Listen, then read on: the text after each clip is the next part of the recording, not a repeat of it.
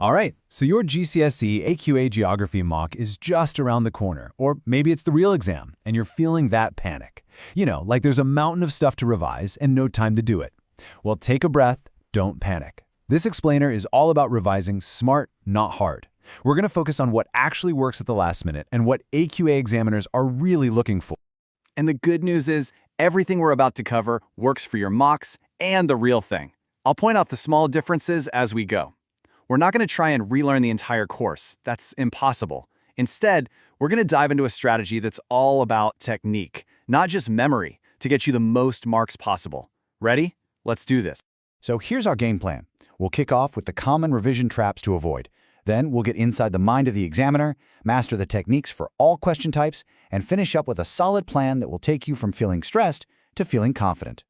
Okay, first up, when you're down to the wire, what you don't do is almost more important than what you do. So let's talk about the biggest time wasters that feel super productive but honestly don't win you many marks when it really counts. You know what I'm talking about, right?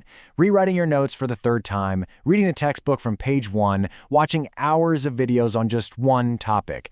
It all feels like hard work. But the problem is, it's passive. It doesn't train you for the real skill of the exam tests, applying your knowledge under pressure. The goal now is to be efficient and strategic. So, if that's what we shouldn't do, what does actually work? Well, here's the best part. The AQA exam is incredibly predictable. We can look at the official examiner's reports to see exactly what gets rewarded. It's like being handed the rules of the game directly from the referee. And boom, here it is, straight from the horse's mouth. Concise and to the point, yet with sufficient development. So what does that actually mean? It means they don't want a novel. They want short points that are clearly explained. This is huge. It tells us that your exam technique is just as crucial, maybe even more so, than just knowing a ton of facts. So, there's basically a formula for getting marks.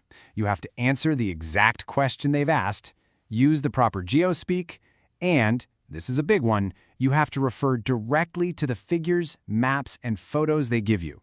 Explain your ideas, don't just list them, and make sure your answer is the right length for the marks. If you can master this formula, you're going to be collecting marks all over the paper. Right, let's get practical. So many easy marks get thrown away on the smaller questions, and it's usually because of simple misunderstandings. We're going to fix that right now by locking down two basic skills: understanding command words and actually using the figures they provide. First up, command words. The examiners literally say every single year that students get these confused. This is such an easy fix, and something your mocks will definitely test. Take the word describe. It's so simple. It just means say what you see. The answer is right there in front of you. You just have to pull it out. Okay, check this out. It's a perfect example. The answer on the left is just vague, low and sloping. Meh. But look at the one on the right.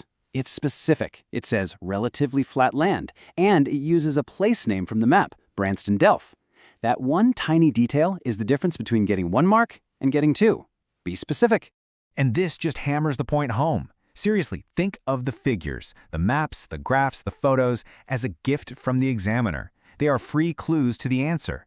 Ignoring them, or just copying a chunk of text without explaining what it means, is a guaranteed way to lose marks. You have to engage with the source. Now this is what a brilliant answer looks like. See how the student does it? They explicitly say figure 3, then they explain why that info is important, linking it to their own knowledge. Then they go one step further and add extra info. That's how you weave a source into your answer to get to those top marks. All right, deep breath. Let's talk about the thing that causes the most stress for pretty much everyone: case studies. I'm going to tell you something important. You do not need to memorize pages and pages of notes. There is a much smarter way to revise them. This is what I call lean case study revision.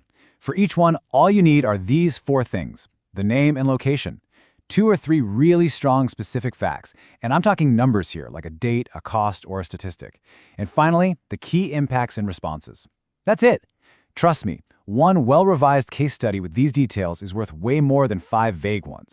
And if you need proof, here it is. This is a perfect 4-mark answer. It names the place, the Lake District, it gives specific examples, and look at that, it includes a killer statistic about how much money tourists spent. It's short, it's packed with facts, and it gets full marks. This is totally achievable. Okay, now for the big leagues. This is where you can make the biggest difference to your final grade. The 6 and 9 mark questions are your chance to really shine and jump up those grade boundaries. Let's break down exactly how to nail them. Think about it. A 9-mark question plus extra for spelling and grammar can be over 10% of your entire paper. Let that sink in for a second. A strong performance on just one of these questions can literally transform your result. And the best part is, there's a structure, a formula that always scores well. And here it is. I call it PEEJ. First, make a clear point. Then, explain that point using your geographical knowledge. Next, back it up with evidence from your case study or a figure. And finally, if the question asks you to discuss or evaluate, you have to finish with a clear judgment. Seriously, even just one concluding sentence can be enough to push you into a higher mark band. Let's see it in action. The level 1 answer on the left is just generic and a bit confused. It names a storm but gives 0 specific details. But the level 3 answer on the right, it gives specific evidence like the Cash for Work program, and then it evaluates it. That right there, that's the difference. And again, don't just take my word for it. The examiner's report tells us exactly what they're looking for. That word, discriminator, is key. It's the thing that separates the good answers from the great ones. It's not enough to just list facts from your case study. You have to use those facts to discuss the question and make a judgment. That's your ticket to level 3. Okay, we've covered a ton of ground. Now let's pull it all together into an actionable game plan and talk about the slightly different mindset you need for your mocks versus the real deal. Here's the most important thing to remember. Mocks are for practice. Think of them as a dress rehearsal. It's your chance to try out different timings, to maybe mess up, and to learn from the feedback. The real exam, though, that's performance time. That's when you stick to what works, manage your time carefully, and apply everything you've learned. So if you only take a few things away from this, make it this final checklist. Focus on those lean case studies with specific facts. Master the command words. Practice that PEEJ structure for the big questions, and please, whatever you do, always use the figures. Listen, you don't need to know everything to do well in GCSE Geography. You just need to be strategic. Focus on these core techniques, practice them, and you can absolutely improve your grade, even at the last minute. So pause this explainer, pick one of these things to work on, and just get started. You can do this. You've got this. Before you go, everything I've just explained is summarized in one place. I've turned it into a one-page poster called Your Last-Minute GCSE Geography Game Plan, so you don't have to remember it all. You can get it free for a limited time only by using the code LASTMINUTE at checkout. Stick it on your wall or desk and use it as a daily reminder of exactly what to focus on in the final days before the exam. Scan the QR code on screen or use the link below to grab it now.